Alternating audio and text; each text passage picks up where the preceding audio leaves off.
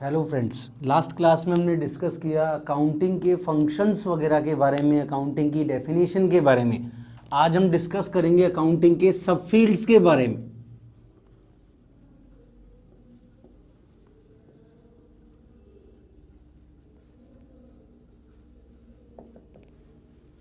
कल हमने डिस्कस किया कि accounting is an art, recording of transactions and events, classification, summarisation, analysis, interpretation, communication, सारी प्रोसेस हमने रीड करी। उसके बाद उसके फंक्शंस को रीड किया।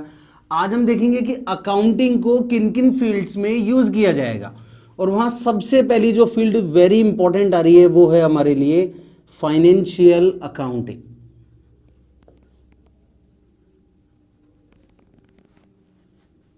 अकाउंटिंग का एक मेजर पार्ट आपके फाइनेंशियल अकाउंटिंग में आएगा, जहां फाइनेंस से रिलेटेड अकाउंटिंग कंप्लीट की जाएगी। ट्रेडिंग, P&L, बैलेंस शीट्स वगैरह, वो सारा पार्ट यहां मोस्टली यूज होगा। सेकंड आएगी आपकी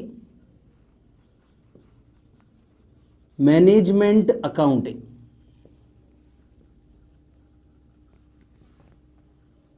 जहां मैनेजमेंट से रिलेटेड जो भी अकाउंटिंग है उसे पूरा कंप्लीट करेंगे।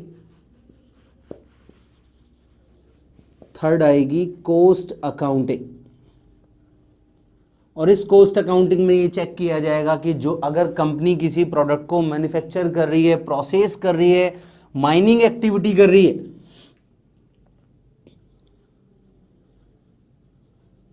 Company manufacture, produce, process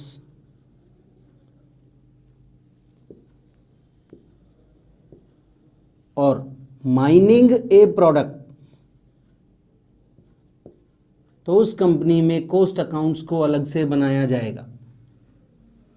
cost accounting records बनाए जाएंगे, और उनको किस तरह से बनाया जाएगा वो अकाउंटिंग के अंदर हमें डिटेल में पूरा गिवन है। किस तरह से अकाउंटिंग को वहां हम यूज करेंगे वो यहां आपको गिवन होगा। कॉस्ट अकाउंटिंग रिकॉर्ड्स इजीली इस तरह से यहां बनाए जाएंगे। नेक्स्ट आएगा अपना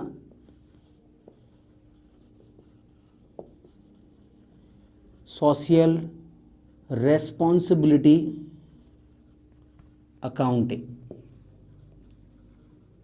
सोशल रेस्पॉन्सिबिलिटी से रिलेटेड जो भी हमारी अकाउंटिंग्स हैं उसको हम अलग से करते हैं, और वहाँ सोशल रेस्पॉन्सिबिलिटी से रिलेटेड वर्क्स की अकाउंटिंग को कंप्लीट किया जाएगा।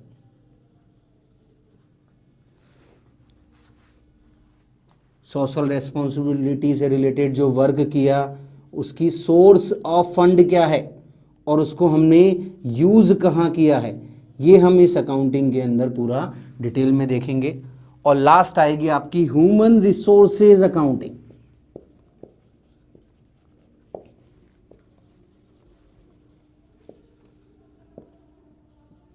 ह्यूमन रिसोर्सेज अकाउंटिंग, जहां ये चेक किया जाएगा कि ह्यूमन रिसोर्स, कंपनी में जो ह्यूमन रिसोर्स है, जनरली एम्प्लॉय, मैनेजमेंट वगैरह में जो मैनेजर्स वगैरह हैं, डायरेक्टर्स वगैरह हैं, उस ह्यूमन रिसोर्स को कैसे मैनेज किया जा रहा है, वो सब आएगा आपके ह्यूमन रिसोर्सेज अकाउंटिंग में।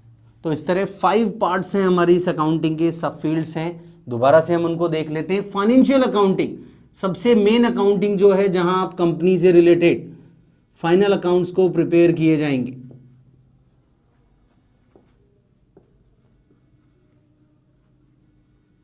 सेकंड है हमारी मैनेजमेंट अकाउंटिंग। मैनेजमेंट अकाउंटिंग जहां मैनेजमेंट से रिलेटेड अकाउंटिंग को कंप्लीट किया जाएगा। और थर्ड है अपनी कॉस्ट अकाउंटिंग, जहां कंपनी अगर किसी प्रोडक्ट को मैन्युफैक्चर कर रही है, प्रोड्यूस कर रही है, प्रोसेस कर रही है, या किसी माइनिंग एक्टिविटी में कंपनी इन्वॉल्व है, तो उस कंपनी में कॉस्ट अकाउंटिंग रिकॉर्ड्स को बनाया जाएगा, और वो कॉस्ट अकाउंटिंग के थ्रू ही कंप्लीट किया जाएगा। नेक्स्ट है सोशल रेस्पॉन्सिबिलिटी अकाउंटिंग। अगर कंपनी किसी सोशल रेस्पॉन्सिबिलिटी वर्क में इन्वॉल्व है, तो कंपनी का सोर्स ऑफ फंड और उसका यूटिलाइजेशन किस किस जगह पर किया गया है वो सोशल रेस्पॉन्सिबिलिटी अकाउंटिंग में देखा जाएगा। और लास्ट पॉइंट आएगा आपका human resources. Human resources employ and management. Management में आपके मैनेजर्स, डायरेक्टर्स वगैरह, ये सभी आपके ह्यूमन रिसोर्सेज में आ गए और उनको प्रॉपरली कंपनी को क्या रिक्वायरमेंट है, कंपनी ने कितना रिक्रूटमेंट किया है, वो सब असेसमेंट ऑफ ह्यूमन रिसोर्सेज वो इस अकाउंटिंग में कंप्लीट किया जाएगा और उसकी प्रॉपर वे में अकाउंटिंग की जाएगी कि कितना पैसा कंपनी की तरफ से ह्यूमन रिसोर्सेज पे इनकर्ड किया जा रहा है। That is called human resources accounting. कुछ इस तरह से हमारे 5 पार्ट्स कंप्लीट होते हैं और इसके अंदर मेनली जो हम रीड करेंगे प्रैक्टिकली वो फाइनेंशियल अकाउंटिंग हमारे लिए मेन इंपॉर्टेंट होने वाली है। बाकी सब फील्ड हमारे कितने हैं? 5। Financial accounting, management accounting, cost accounting और सोशल रेस्पॉन्सिबिलिटी अकाउंटिंग और लास्ट अपना ह्यूमन रिसोर्सेज अकाउंटिंग। ये हो गए हमारे अकाउंटिंग के सब फील्ड्स। अब नेक्स्ट पॉइंट हम देखेंगे, बहुत ही इंपॉर्टेंट पॉइंट जो हमारे लिए इंपॉर्टेंट होने वाला है कि अकाउंटिंग जो आया है वो कहीं ना कहीं किसी एक वर्ड से ऑलरेडी कोरिलेटेड है और वो है हमारा नेक्स्ट वर्ड बुक कीपिंग। आप लोग नोट डाउन कर लें एक बार, फिर अपन नेक्स्ट पॉइंट देखते हैं अपना बुक कीपिंग।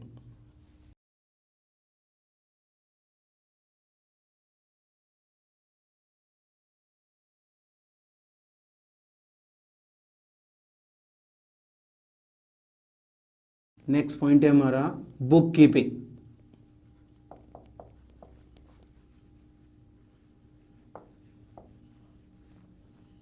अकाउंटिंग से कोरिलेटेड वर्ड और कहीं ना कहीं अकाउंटिंग के लिए एक बेस है और बेस कैसे है वो अभी हम डिस्कस करेंगे।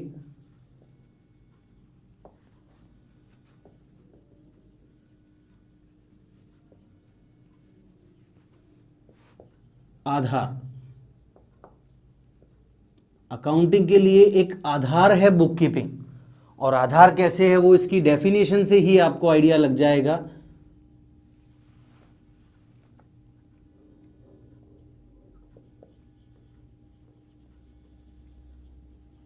recording of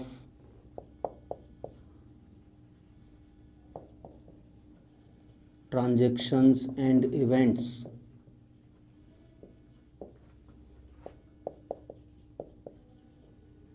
in terms of money in a significant manner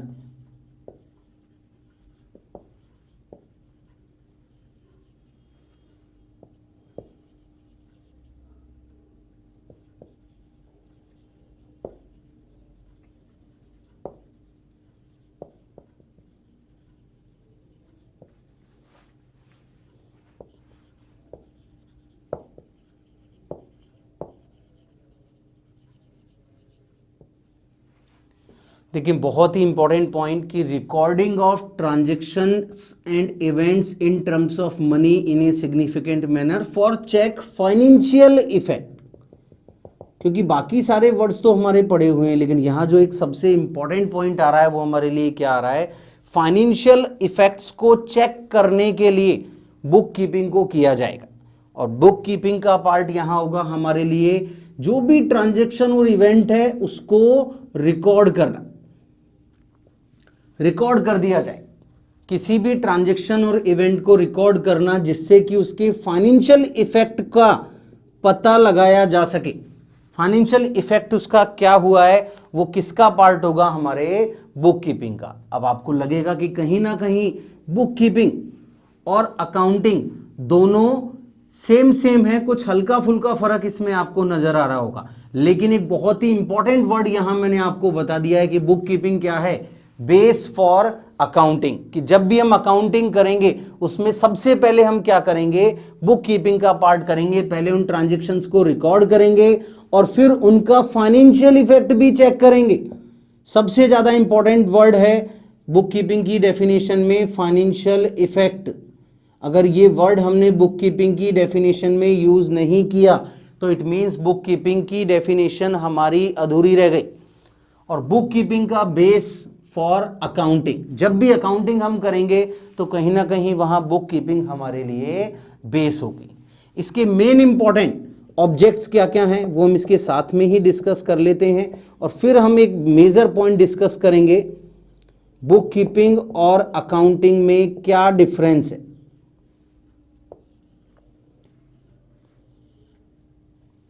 object of book keeping, और दो ही ऑब्जेक्ट हैं यहां आपके।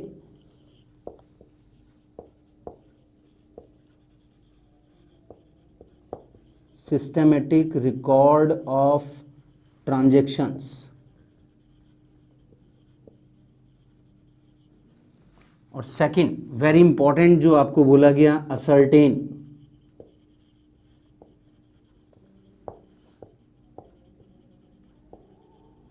Financial effect on the business.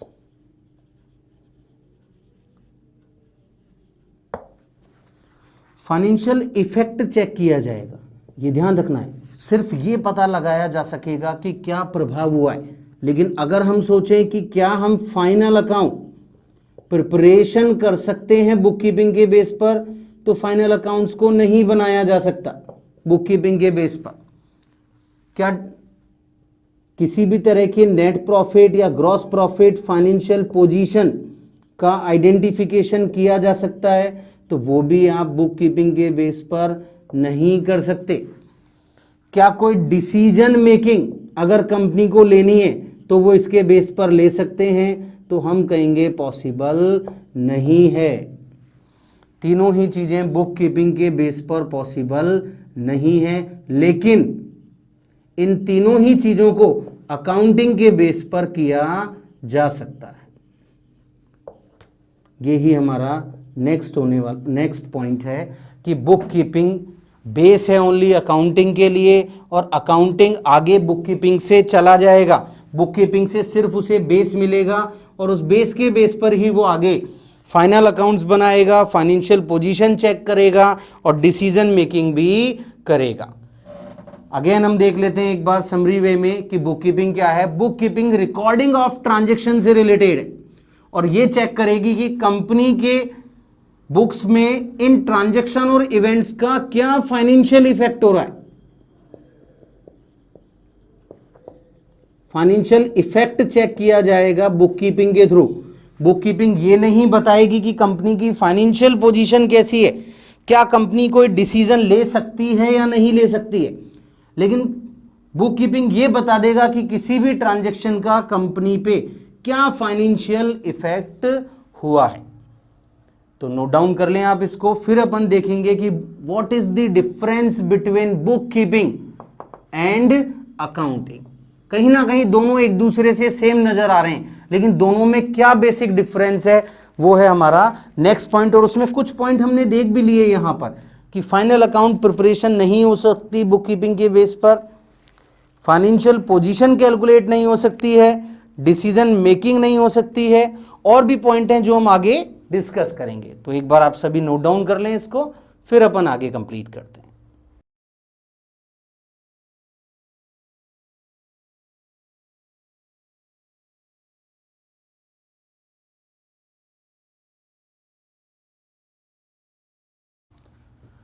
Next point हमारा बुक कीपिंग के बारे में अभी हमने डिस्कस किया कि बुक कीपिंग एक सिस्टमेटिक रिकॉर्ड है, बेस फॉर अकाउंटिंग है। तो कैसे बुक कीपिंग और अकाउंटिंग डिफरेंट है, वही हम नेक्स्ट पॉइंट रीड करने वाले हैं। Book keeping versus accounting.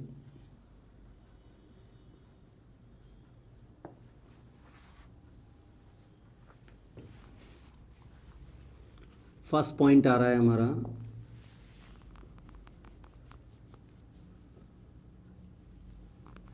Book keeping mainly related है आपके रिकॉर्डिंग से, ट्रांजैक्शंस की रिकॉर्डिंग।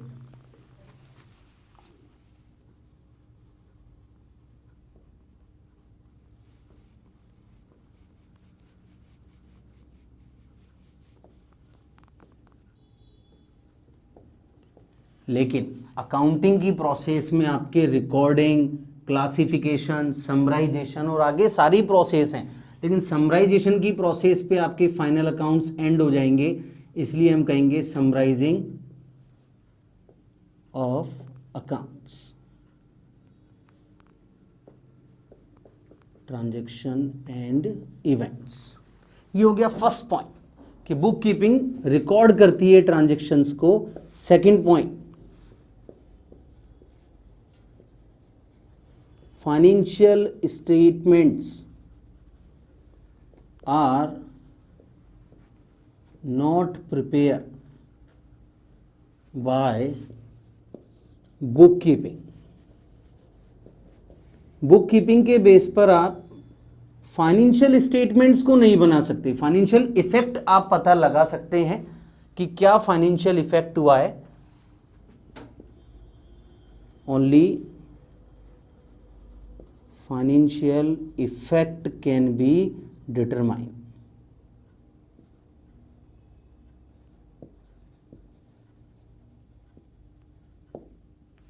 लेकिन अकाउंटिंग में फाइनेंशियल स्टेटमेंट्स को बनाया जा सकता है।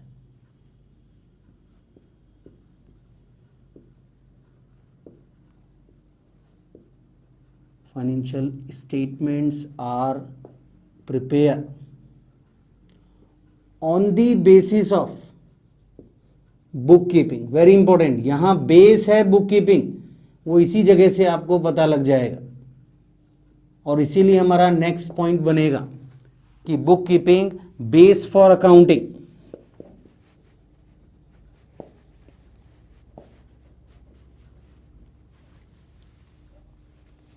और इधर लैंग्वेज ऑफ बिजनेस, बिजनेस की एक लैंग्वेज है, इससे आप बिजनेस की सारी चीजों का आइडिया लगा सकते हो। Next point,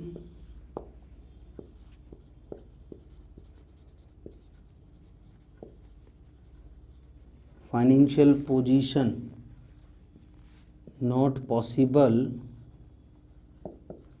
to determine.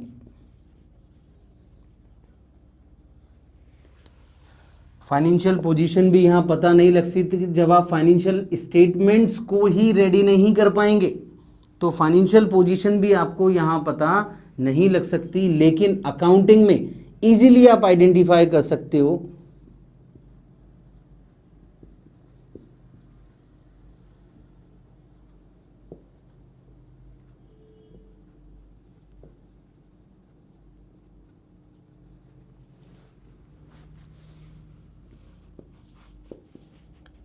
cannot take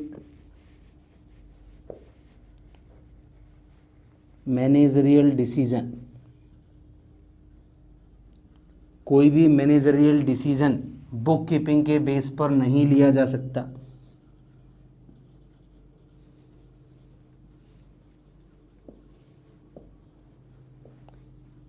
on the basis of, लेकिन अकाउंटिंग में कोई भी मैनेजरियल डिसीजन हम इजीली ले सकते हैं। किसके बेस पर?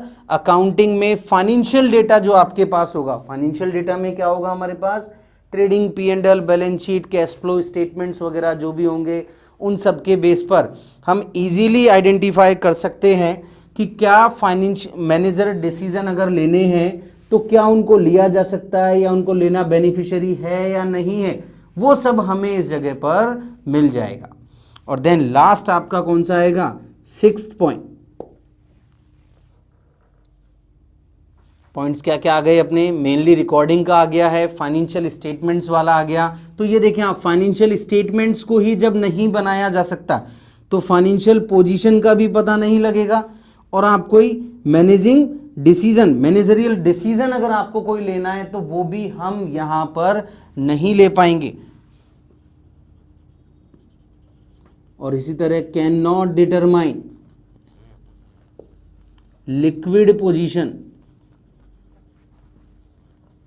Of business.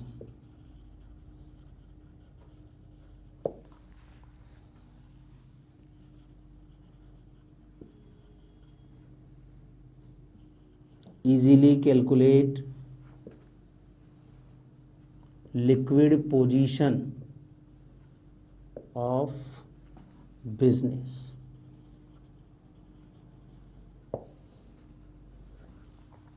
तो बहुत ही इंपॉर्टेंट 6 डिफरेंसेस हमारे सामने आ चुके हैं कि बुक कीपिंग मेनली हमारे किससे रिलेटेड?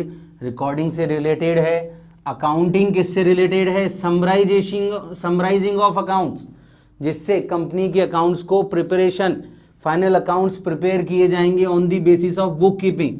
कहीं ना कहीं बुक कीपिंग आपके ट्रांजेक्शन और इवेंट्स का फाइनेंशियल इफेक्ट दिखाती है, फाइनेंशियल इफेक्ट दिखा देती है, लेकिन उन अकाउंट्स को बना नहीं सकती है, बस सिर्फ फाइनेंशियल इफेक्ट वहां दिखाया जा सकता है। और नेक्स्ट पॉइंट आ रहा है बेस फॉर अकाउंटिंग। अकाउंटिंग के लिए बेस है, अकाउंटिंग इसके बेस पर ही होगी, इसके बिना अकाउंटिंग हो पाना पॉसिबल नहीं है। और लैंग्वेज ऑफ बिजनेस, अकाउंटिंग क्या है? व्यवसाय की भाषा, लैंग्वेज, बिजनेस लैंग्वेज। अगर आपको किसी के बिजनेस के बारे में पता लगाना है कि उसका बिजनेस कैसा चल रहा है, तो आप उसकी अकाउंटिंग के बेस पर इजीली उसे आइडेंटिफाई कर सकते हैं। कोई भी फाइनेंशियल पोजीशन अगर कंपनी की निकालनी है, जीपी, एनपी, कंपनी की बैलेंस शीट में क्या पोजीशन है, वो सब इजीली अकाउंटिंग से पता लग जाएगी। अकाउंटिंग के बेस पर आप मैनेजरियल डिसीजन भी ले सकते हैं इजीली, मैनेजरियल डिसीजन इजीली लिए जा सकते हैं। और लिक्विडिटी पोजीशन भी कंपनी की इजीली आइडेंटिफाई की जा सकती है। 6 पॉइंट्स वेरी इंपॉर्टेंट, एग्जाम में कई बार क्वेश्चन आ जाता है इसके ऊपर, तो इन पॉइंट्स को ध्यान रखना है हमको। और बहुत ही सिंपल पॉइंट्स हैं। बुक कीपिंग एंड अकाउंटिंग में क्या डिफरेंस है, क्या मेनली मेजर डिफरेंसेस हैं, वो सारे आपके सामने हैं, नोट डाउन करें। फिर नेक्स्ट अपन आगे पॉइंट डिस्कस करते हैं।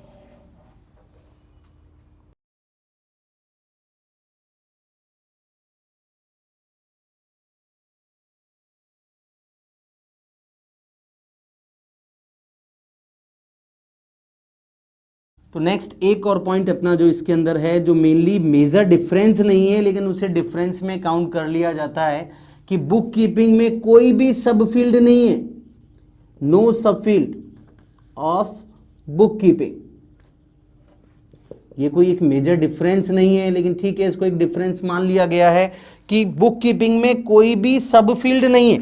लेकिन अकाउंटिंग के सब फील्ड्स आपने देखे हैं, अभी अभी हमने लास्ट डिस्कस किया था। सब फील्ड्स ऑफ अकाउंट्स में 5 टाइप्स के अकाउंट्स हैं, अपने 5 सब फील्ड्स अवेलेबल हैं, जिनमें अपने पास financial accounting, cost accounting, management accounting, human resources accounting और सोशल रिस्पॉन्सिबिलिटी अकाउंटिंग।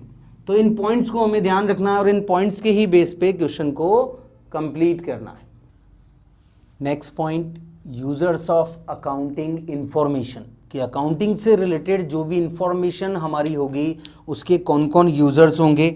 पॉइंट ये हमने पहले ही डिस्कस कर लिया है अकाउंटिंग की डेफिनेशन में, लेकिन अब हम एक बार इसको डिटेल में और रीड कर रहे हैं कि यूजर्स कौन कौन से हैं। तो सबसे पहले तो हमें इसमें ये देखना है कि कौन कौन से यूजर्स आपके लिए इंटरनल है, कंपनी के इंटरनल मैनेजमेंट का पार्ट है।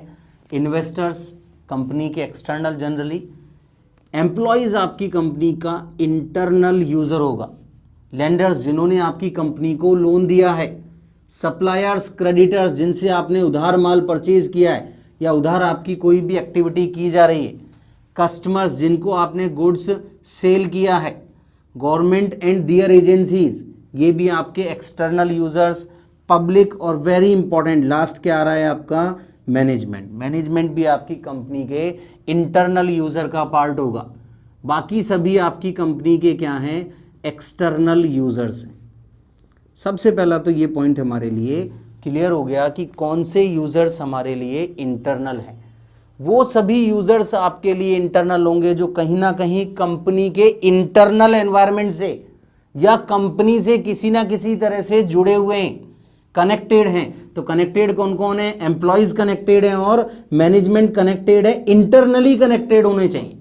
तो यहां क्या क्या आ रहे हैं, एम्प्लॉयज और मैनेजमेंट। अब हम एक एक यूजर के बारे में डिटेल में डिस्कस करते हैं। सबसे पहला पॉइंट आ रहा है investors. Who is investor? Investors वो पर्संस होंगे जो आपकी कंपनी के शेयर्स में इन्वेस्ट कर रहे होंगे, या आपने भी ये सोचा होगा कि किस कंपनी में इन्वेस्टमेंट करना है, किस तरह से करना है। तो इन्वेस्टर्स जो भी आपकी कंपनी से रिलेटेड होंगे, अगर आपकी कंपनी की फाइनेंशियल पोजीशन ग्रो कर रही होगी तो कहीं ना कहीं लोग आपकी कंपनी में इन्वेस्ट करेंगे।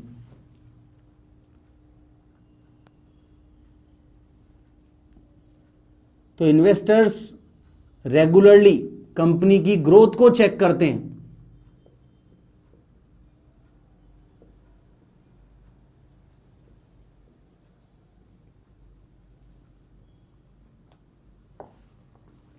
एम्प्लॉयज, कंपनी के इंटरनल एनवायरनमेंट का पार्ट जो कहीं ना कहीं कंपनी की ऑपरेशनल एक्टिविटीज में इन्वॉल्व होंगे।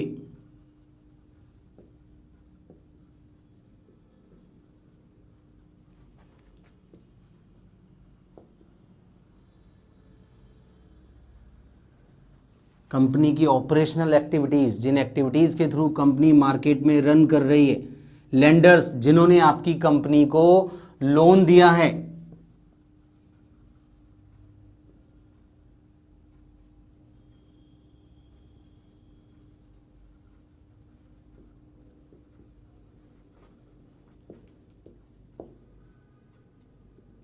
और वो आपकी कंपनी की इंफॉर्मेशन क्यों रीड करते हैं?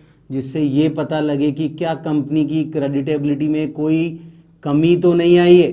ऐसा तो नहीं है कि कंपनी हमारे पेमेंट को पे करने में इन फ्यूचर प्रॉब्लम में आ जाए। नेक्स्ट, कंपनी के सप्लायर्स और क्रेडिटर्स, जिनसे आपने purchase of goods and other than goods transactions किए हैं, वो हैं आपके सप्लायर्स एंड क्रेडिटर्स। और उनसे रिलेटेड कोई भी अमाउंट पेंडिंग है कंपनी की ग्रोथ को चेक करने के लिए, वो भी कंपनी के अकाउंट्स को रेगुलरली रीड करते हैं। और very important, customers, sale of goods, sale of service. Company ने जिस भी पर्सन को सेल ऑफ गुड्स की है, अगर कंपनी का व्यापार है किसी गुड्स की सेल करना, तो सेल अगर किसी पर्सन को किया है गुड्स का, तो वहां वो आपका कस्टमर है। या अगर कंपनी का बिजनेस किसी गुड्स की सेल करना नहीं है, सर्विस देना है, तो आपने जिस भी पर्सन को वो सर्विस दी है, वो पर्सन हो गया आपका कस्टमर। और वेरी इंपॉर्टेंट, इसी के साथ हम कौन सा पॉइंट देखेंगे? पब्लिक वाला point. Persons other than customers. Customers के अलावा जो भी लोग हैं कंपनी से जुड़े हुए हैं, कंपनी की इंफॉर्मेशन को रीड कर रहे हैं, कहीं ना कहीं इकोनॉमी में उनका भी रोल है। और वो लोग आपकी अकाउंटिंग इंफॉर्मेशन को रीड कर रहे हैं। और अगर वो डायरेक्टली या इनडायरेक्टली आपसे कनेक्टेड नहीं है, तो वो कौन है? आपकी कंपनी की पब्लिक में आएंगे। यूजर वो आपके हैं other than customer. Government and government agencies, taxation वगैरह के मैटर्स के लिए, इकोनॉमिकली मैटर्स के लिए, सभी मैटर्स के लिए, अदर जो भी मैटर्स हैं उन सब के लिए।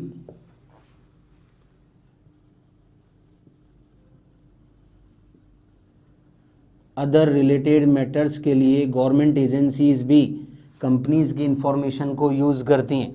रिसर्च ऑर्गेनाइजेशन,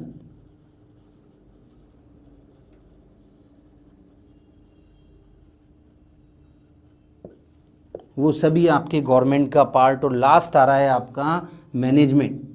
इंटरनल यूजर, जो आपकी कंपनी से इंटरनली कनेक्टेड है, आपका कोई मैनेजर हो सकता है, आपका कोई डायरेक्टर हो सकता है, आपका कोई पार्टनर हो सकता है, और कंपनी से रिलेटेड इंफॉर्मेशंस को यूज करना चाह रहा है, तो वो आपका यूजर है और कहीं ना कहीं कंपनी से इंटरनली कनेक्टेड होता है। इसीलिए इसे क्या बोला जाएगा? कंपनी का इंटरनल यूजर। ध्यान रखना है, हमने इन पॉइंट्स के पहले ही लिख दिया है कि which user is internal and which user is external, which user is external. तो ये ध्यान रखना है आपको। एग्जाम में कई बार इस पॉइंट के ऊपर भी क्वेश्चन आ जाता है, who is a internal user and who is a external user. तो ये आपको ध्यान रखना है। कंपनी से इंटरनली कनेक्टेड है या कंपनी की ऑपरेशनल एक्टिविटीज का, मैनेजरियल एक्टिविटीज से अगर कोई पर्सन रिलेटेड है, तो फिर वो इंटरनल यूजर होगा। लेकिन अगर उसका कहीं भी कोई एक यूजर ऐसा है जो कंपनी से ऑपरेशनल एक्टिविटीज से रिलेटेड नहीं है, तो फिर वो कंपनी का एक्सटर्नल यूजर होगा। क्लियर? तो ये हमारे पॉइंट्स हैं, टोटल 8 पॉइंट्स हैं। इसके अलावा भी बहुत हमारे यूजर्स हो सकते हैं अलग अलग तरह से। बस आपको ये ध्यान रखना है कि कौन सा यूजर कंपनी से इंटरनली जुड़ा हुआ है, तो वो आपका इंटरनल यूजर होगा, अदरवाइज एक्सटर्नल यूजर्स में काउंट होगा। तो आप नोट डाउन कर लीजिए, यूजर्स ऑफ अकाउंटिंग।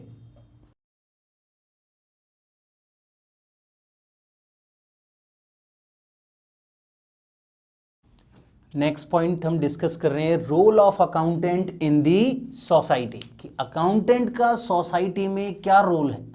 और उसी के लिए हम सबसे पहला पॉइंट आ रहा है हमारा एरिया ऑफ सर्विस, कि किन एरियाज में सर्विस दे सकता है एक अकाउंटेंट। और उसमें सबसे पहला पॉइंट आ रहा है आपका maintenance of books of accounts. Books of accounts को बनाना, जिसे जनरली हम कहें बुक कीपिंग भी कहा जा सकता है, maintenance of books of accounts. तो बुक्स ऑफ अकाउंट्स को बनाने की एक्टिविटी को सबसे पहले कर सकता है एक अकाउंटेंट। दूसरा वर्किंग क्या कर सकता है, स्टैच्यूटरी ऑडिट। स्टैच्यूटरी ऑडिट को हम कई नामों से जानते हैं, इसे हम एक्सटर्नल ऑडिट भी कह सकते हैं, फाइनेंशियल ऑडिट भी बोल सकते हैं।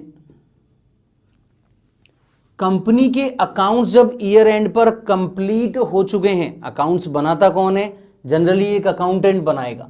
और उन अकाउंट्स को बनाने के बाद ईयर एंड पर यह कैसे डिसाइड हो कि ये जो गिवन है, जो डेटा आपको दिया गया है, ये बिल्कुल सही है या नहीं है, तो उसी को चेक करने के लिए कंपनियों के द्वारा क्या कराई जाती है, स्टैच्यूटरी ऑडिट करवाई जाती है, external audit.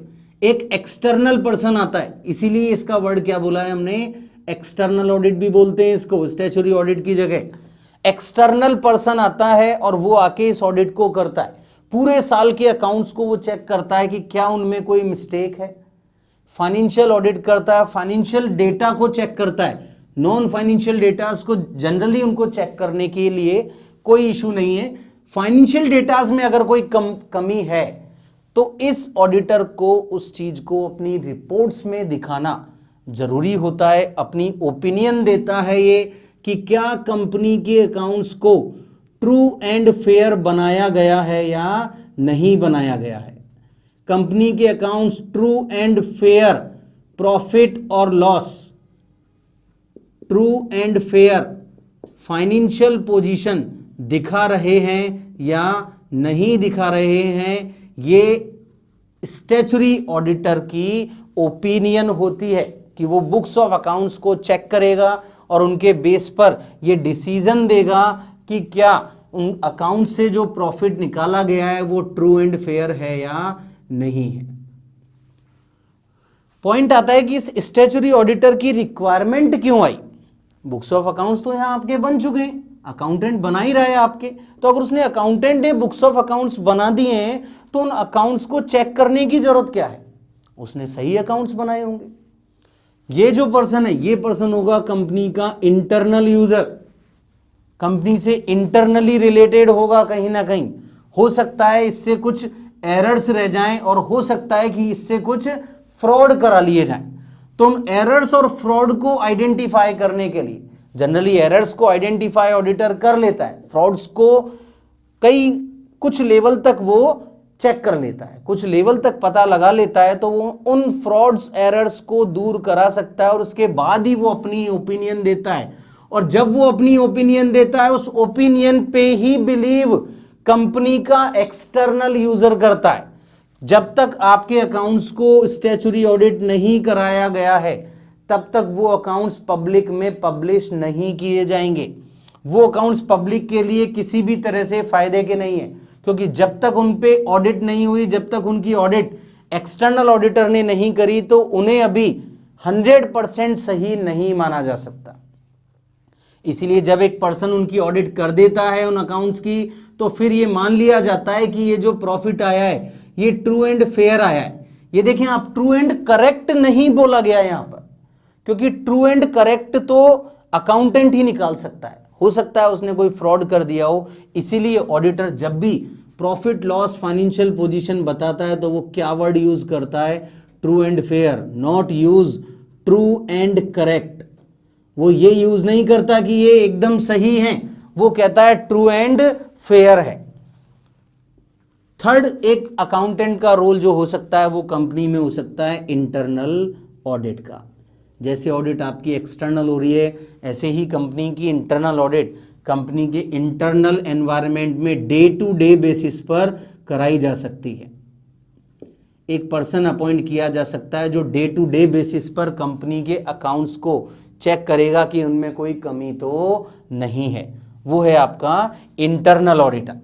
Management accounting, management आपका कैसे वर्क कर रहा है, एफिशिएंटली वर्किंग कर रहा है या नहीं, और अगर किसी तरह की कंसल्टेंसी उनको दी जानी है किसी भी एक्सपांशन के लिए, बिजनेस को कोई एक्सपांशन बिजनेस का करना है या किसी बिजनेस के सेगमेंट को बंद करना है, कुछ भी कंसल्टेंसी अगर मैनेजमेंट को चाहिए तो वो अकाउंटेंट से उन फाइनेंशियल डेटा से रिलेटेड, फाइनेंशियल पॉइंट से रिलेटेड कंसल्टेंसीज को ले सकता है। और नेक्स्ट पॉइंट आ रहा है टैक्सेशन। जैसे ही ईयर एंड होगा, ईयर एंड होते ही कंपनी को अपना प्रॉफिट या लॉस डिटरमाइन करना होगा और उस प्रॉफिट पर कंपनी को टैक्स पे करना होगा गवर्नमेंट को, और उसके लिए उसे अकाउंटेंट की रिक्वायरमेंट रहेगी। अकाउंटेंट ये टैक्स कैलकुलेट करके बताएगा कि क्या टैक्स कंपनी को पे करना है, या अगर कंपनी ने किसी तरह का कोई टीडीएस गवर्नमेंट को पे कर रखा है तो टैक्स पे करना है और टीडीएस ऑलरेडी पे हो रखा है, तो अगर रिफंड बनेगा तो रिफंड कंपनी को आइडेंटिफाई हो जाएगा, और अगर टैक्स पेबल और है अभी भी तो वो आपको टैक्स पेबल वहां आइडेंटिफाई हो जाएगा। ये हो गए आपके मेजरली 5 पॉइंट्स जो एक कंपनी से रिलेटेड एरिया ऑफ सर्विसेज। उसके अलावा फाइनेंशियल एडवाइजेज कुछ कंपनी में ली जा सकती है, किसी भी इन्वेस्टमेंट के लिए, किसी भी इन्वेस्टिगेशन के लिए, बिजनेस एक्सपांशन के लिए, और इसी तरह मेनली और भी कई वर्क हैं, उन सभी के लिए आप फाइनेंशियल एडवाइस अगर आपको लेनी है, कोई सेगमेंट आपको बंद करना है, सेगमेंट रिपोर्टिंग के लिए, सेगमेंट क्लोजर के लिए, इन सभी के लिए एक अकाउंटेंट वर्किंग कर सकता है। और लास्ट अदर सर्विसेज में क्या आएंगे, उसकी कुछ इंपॉर्टेंट सर्विसेज, सेक्रेटरियल सर्विस, जिसे आप कंप्लायंस सर्विस के नाम से भी जानते हैं। ये चेक करना कि क्या कंपनी ने सभी रूल्स, रेगुलेशन, सेक्शंस, लॉ को फॉलो किया है या नहीं किया। Law, act, sections, rules, regulations को कंपनी ने प्रॉपरली फॉलो किया है या नहीं, वो चेक किया जाएगा कंप्लायंस ऑडिट के थ्रू। ऐसे ही कुछ और ऑडिट्स भी कराई जाती हैं। आर्बिट्री सर्विस भी एक अकाउंटेंट कंपनी को दे सकता है। अदर सर्विसेज, और अगर कंपनी को फाइनेंशियल मैटर से रिलेटेड चाहिए तो वहाँ सर्विसेज अकाउंटेंट मैनी टाइप से सर्विसेज कंपनी को देता है। तो ये सारे पॉइंट्स हैं आपके लिए कि एक अकाउंटेंट किस एरियाज में अपनी वर्किंग को एक्सपांड कर सकता है, किन एरियाज तक वो आपकी वर्किंग करके और कंपनी के लिए यूजफुल है, सोसाइटी के लिए यूजफुल है। आगे हम देखेंगे कि ये तो एरियाज हैं, बाकी चार्टेड अकाउंटेंट जो हैं वो किस तरह से आपकी इकोनॉमी के लिए बेनिफिशियरी हैं, ये हम आगे नेक्स्ट पॉइंट्स में देखेंगे। नोट डाउन करें।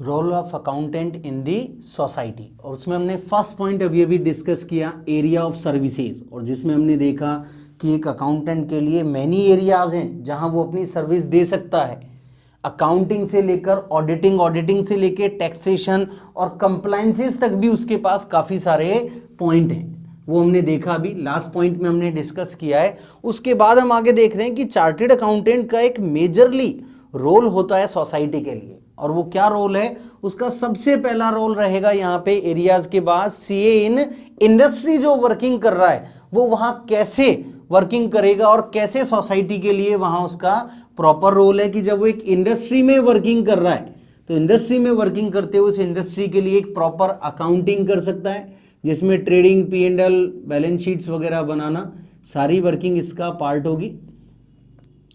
Costing, cost control and cost reduction,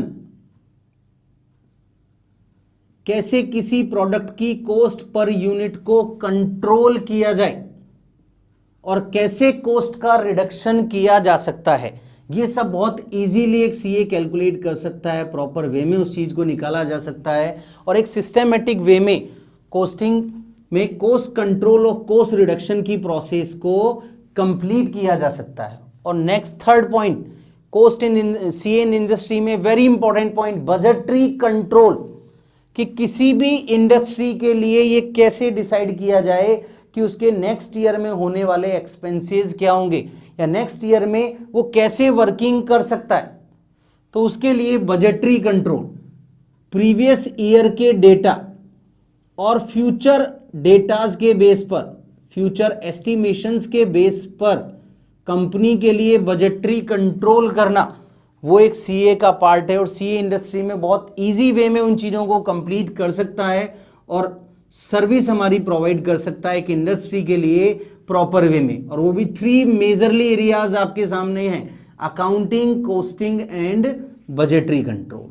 next, chartered accountant का पब्लिक सेक्टर एंटरप्राइजेज में क्या रोल है, जो हमने अभी अभी कहीं ना कहीं ऑडिट वाले पॉइंट में रीड किया है कि जैसे ही एक सीए किसी भी ऑर्गेनाइजेशन की ऑडिट करता है, उसकी अकाउंटिंग कर रहा है, तो अकाउंटिंग जब कर रहा है तो उसने अकाउंट्स को प्रिपेयर कर दिया और फिर जैसे ही नेक्स्ट पर्सन आकर उसकी ऑडिट करता है तो उसने अपनी ट्रू एंड फेयर ओपिनियन दे दी, और वो भी किसके लिए दे दी, पब्लिक और पब्लिक एंटरप्राइजेज के लिए, जिससे कि वो उस ओपिनियन के बेस पर उस ऑर्गेनाइजेशन पर बिलीव कर सकें जिसकी आपने ओपिनियन दी है। क्योंकि आप ही की ओपिनियन के बेस पर पीएसयू, पब्लिक सेक्टर एंटरप्राइजेज, आगे की वर्किंग करेंगे, उन एंटरप्राइजेज को लोन देंगे, सारी वर्किंग होगी, वो सब आपकी ओपिनियंस के ही बेस पर होगा।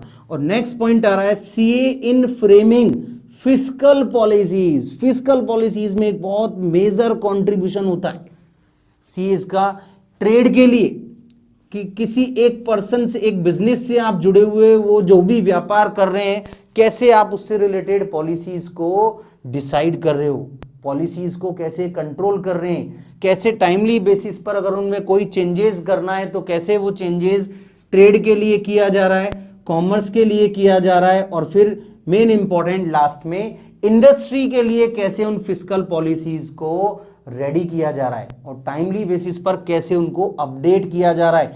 अगर उनमें किसी तरह की कमी है पॉलिसीज में, तो उन पॉलिसीज की वीकनेस को कैसे टाइमली बेसिस पर रिपेयर किया जा रहा है, वो सब पार्ट होगा एक सीए की वर्किंग का। और very important last point but not least, CA in economic growth, कि आप जब भी कोई वर्क कर रहे हो किसी भी एंटरप्राइजेस के लिए, किसी भी इंडस्ट्री के लिए, उस वर्क को इस तरह से करना है जिससे किसी एक इंडिविजुअल पर्सन के गेन के लिए हमारे राष्ट्र की कोस्ट ऑफ नेशन को अलाउ नहीं करना है। सिर्फ किसी एक पर्सन के कारण, किसी एक पर्सनल बेनिफिट के लिए हम कहीं भी कोस्ट ऑफ नेशन को वहां पर नहीं लगाएंगे। Not allow any individual to gain at the cost of nation. ऐसा नहीं होना चाहिए कि किसी एक पर्टिकुलर पर्सन के बेनिफिट के लिए, पर्टिकुलर ऑर्गेनाइजेशन के बेनिफिट के लिए हम कहीं ना कहीं इकोनॉमिक ग्रोथ को डाउन कर दें। हमें ऐसा नहीं करना है, हमें प्रॉपर वे में, ट्रू एंड फेयर वे में ही पूरी वर्किंग को कंप्लीट करना है। तो एक समराइज वे में हम दोबारा से ले रहे हैं कि role of accountant in the society क्या आएगा, एरिया ऑफ सर्विसेज। सबसे पहला पॉइंट हमने डिस्कस कर लिया कि किन किन एरियाज में अपनी सर्विस एक सीए दे सकता है, अकाउंटेंट दे सकता है। सेकंड, सीए इन इंडस्ट्री कैसे वर्किंग करेगा, वो हमने रीड कर लिया है कि वहां उसका रोल है अकाउंटिंग, कोस्टिंग और बजटरी कंट्रोल में। Third point, CA in public sector enterprises, और वो हमने देख लिया कैसे ट्रू एंड फेयर ओपिनियंस वगैरह निकालनी है। फिस्कल पॉलिसीज की फ्रेमिंग में कैसे एक सीए का यूज हो सकता है, ट्रेड की फिस्कल पॉलिसीज में, कॉमर्स के लिए और इंडस्ट्री के लिए। और लास्ट पॉइंट कि वर्किंग कुछ इस तरह से करनी है कि इकोनॉमिक ग्रोथ आपके नेशन की ऑलवेज इंक्रीज होती रहे, किसी एक पर्टिकुलर पर्सन के लिए, पर्टिकुलर ऑर्गेनाइजेशन के लिए या पर्टिकुलर इंडस्ट्री के लिए, पर्टिकुलर पर्सन के लिए हमें किसी तरह के गेन को सोचकर कॉस्ट ऑफ नेशन को इफेक्ट नहीं करना है। हमें वही उसको गेन होना चाहिए जो उसका proper true and fair gain है। एक्स्ट्रा गेन या लोअर गेन दिखाना किसी भी कंपनी के लिए वो इकोनॉमिक ग्रोथ को डिक्रीज करने के इक्वल होगा, तो वो काम हमें नहीं करना है। ग्रोथ में कंपनी के बहुत यूजफुल है कि किसी कंपनी ने अगर अपनी गेन्स को गलत कैलकुलेट कर रखा है, रॉन्ग कैलकुलेट कर रखा है, तो हम उसे प्रॉपर वे में कैलकुलेट करवाएंगे। तो ये आप नोट डाउन कर लें, अपने पॉइंट्स हो गए हैं role of accountant in the society.